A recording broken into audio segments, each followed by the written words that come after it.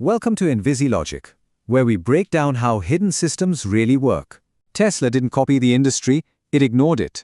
तो चलिए आज टेस्ला की कामयाबी के पीछे छिपे उस सिस्टम को समझते हैं जो अक्सर हमारी नज़रों से ओझल रहता है। और इसकी शुरुआत होती है इस एक चौंकाने वाले आइडिया से। टेस्ला को सही मायने में समझने के लिए सबसे पहले हमें वो सब भूलना होगा जो हम सोचते हैं कि हम उसके बारे में जानते हैं। ज्यादातर लोगों के लिए टेस्ला का मतलब है एक इलेक्ट्रिक कार कंपनी, है ना? पर हकीकत इससे कहीं ज्यादा गहरी है। असल में ये एक सॉफ्टवेयर, डेटा और मैन्युफैक्चरिंग का एक ऐसा कॉम्प्लेक्स सिस्टम है जो बस एक कार कंपनी के भेस में काम कर रहा है। और यही वो सबसे बड़ा फर्क है।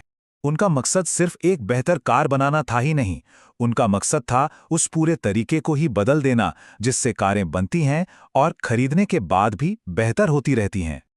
और इसी सोच का नतीजा ये नंबर देखिए। अपने पीक पर टेस्ला की मार्केट वैल्यू $1 ट्रिलियन से भी ज्यादा थी।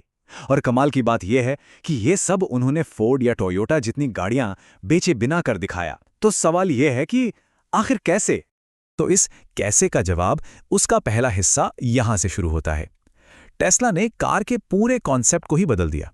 उन्होंने इसे एक मशीन की तरह नहीं बल्कि एक सॉफ्टवेयर प्रोडक्ट की तरह देखा। और ये मुमकिन हुआ ओवर द एयर या OTA अपडेट्स की वजह से। ये वही टेक्नोलॉजी है जिससे हमारे स्मार्टफोन्स अपडेट होते हैं ना। बस टेस्ला ने इसे कारों पर लागू कर दिया। एक बहुत ही सिंपल पर क्रांतिकारी आइडिया। सोचिए जरा, इसका मतलब क्या हुआ? इसका मतलब ये है कि कार खरीदने के बाद बेहतर हो जाती है। एक ऐसी कार जो गैराज में खड़ी खड़ी अपनी परफॉर्मेंस सुधार ले, उसकी रेंज बढ़ जाए। ये बात पारंपरिक ऑटो इंडस्ट्री के लिए किसी झटके से कम नहीं थी। ऐसा पहले कभी हुआ ही नहीं था। ये बात बिल्कुल सही बैठती है।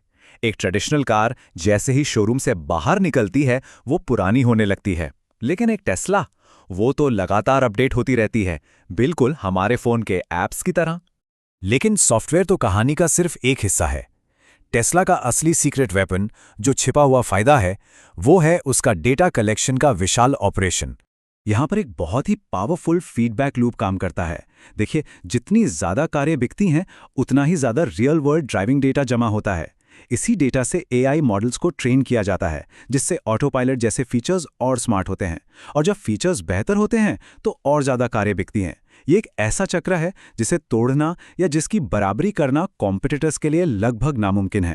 जरा इस चार्ट पर नजर डालिए। ये साफ दिखाता है कि डेटा के मामले में टेस्ला और बाकी इंडस्ट्री में जमीन आसमान का फर्क है। ये सिर्फ थोड़ा बहुत ज्यादा नहीं है, ये कई गुना मतलब एक्सपोनेंशियली ज्यादा है। इसका मतलब ये हुआ कि सड़क पर दौड़ने वाली हर टेस्ला सिर्फ एक गाड़ी नहीं है, वो एक चलता फिरता डेटा कलेक्टर भी है। ये सब गाड़ियां एक बहुत बड़े लर्निंग नेटवर्क का हिस्सा हैं जो हर पल, हर मील के साथ और ज्यादा स्मार्ट होता जा रहा है।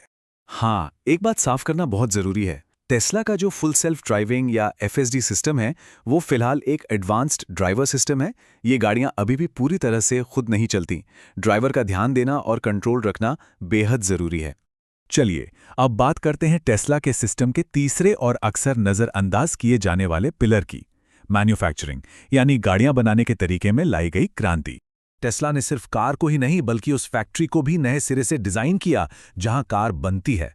विशाल गीगा फैक्ट्रीज, गीगा प्रेस जैसी मशीनें जो कार के बड़े बड़े हिस्सों को एक ही पीस में ढाल देती हैं। और वर्टिकल इंटीग्रेशन, मतलब बैटरी से लेकर सॉफ्टवेयर तक सब कुछ इन हाउस बनाना। इन सब ने मिलकर प्रोडक्शन को कहीं ज्यादा तेज और सस्ता बना दिया। ये कहना गलत नहीं होगा कि उन्होंने फैक्ट्री को एक सॉफ्टवेयर पाइपलाइन की तरह ऑप्टिमाइज किया। मतलब मैन्युफैक्चरिंग को भी एक टेक प्रॉब्लम की तरह देखा और उसी तरह सॉल्व किया, जहां हर स्टेप को एफिशिएंसी के लिए ऑप्टिमाइज किया जाता है। ये टेबल पुराने और नए के बीच का फर्क एकदम साफ कर देती है। एक तरफ है डीलर्स का नेटवर्क, हर साल आने वाले नए मॉडल्स और इनोवेशन की धीमी रफ्तार वाला ट्रेडिशनल मॉडल, और दूसरी तरफ है टेस्ला का मॉडल, डायरेक्ट सेल्स, लगातार OTA अपडेट्स और सिलिकॉन वाले की तेज रफ्तार। हाँ, ऐसा भी नहीं है कि सब कुछ परफेक्ट है। FSD के वादों और हकीकत में जो फर्क है, सेफ्टी को लेकर चल रही जांच और अब मार्केट में बढ़ता हुआ कंपटीशन, ये सब टेस्ला के लिए वाकई बड़ी चुनौतियां हैं। लेकिन इस पूरे विश्लेषण का जो निचोड़ है वो इस एक लाइन में छिपा है। टेस्ला की जीत का असली कारण इलेक्ट्रिक गाड़ियां बनाना नहीं था। असली कारण था कारों को एक सॉफ्टवेयर प्रोडक्ट की तरह ट्रीट करना। और ये हमें एक बहुत ही दिलचस्प सवाल पर लाकर छोड़ देता है।